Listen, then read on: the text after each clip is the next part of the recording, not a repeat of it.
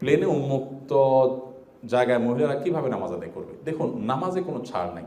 নামাজ আপনাকে আদায় করতেই হবে, আপনি প্লেনে থাকেন আর যেখানে থাকেন। খুবই দুর্ভাগ্যজনক এক অধ্যায়। প্রতি বছর আমি দেখি হজে উমরায় সবসময় যে প্লেনে ম্যাক্সিমাম হাজি সাহেবগণ, মহিলা তো মহিলা, পুরুষরাও নামাজ পড়ে না। কি হজ করতে গেছে আমার মাথায় ধরে না। এখন আপনি বলবেন, ভাই কিভাবে নামাজ পড়বো, উজু করা যায় না? প্রথম কথা হলো যে আপনার প্ল্যান থাকবে যে আমি ওঠার পর, বিমান ফ্লাই করার কতক্ষণ পর নামাজের ওয়াক্ত হবে, তাহলে আমি উজু করে উঠবো, উজুটা ধরে রাখার চেষ্টা করবো, এটা একটা পলিসি। আর হলো যে না, এত সময় উজু রাখা সম্ভব না, 2, 2.5, 3 ঘন্টা পর নামাজের ওয়াক্ত হবে, তাহলে সেক্ষেত্রে দুটো অপশন, এক হলো তায়াম্মুম, আর হলো অজু। ভেতরে যে ওয়াশরুম আছে, একাধিকবার এমন হয়েছে যে পাইলট আমাকে পার্সোনালি ডেকে রিকোয়েস্ট করেছেন যে ভাই আপনারা হাজি সাহেবদেরকে একটু বুঝাই বলেন, বিভিন্ন সময় বলেন যে এখানে আসলে বিমানের যে টয়লেটটা এত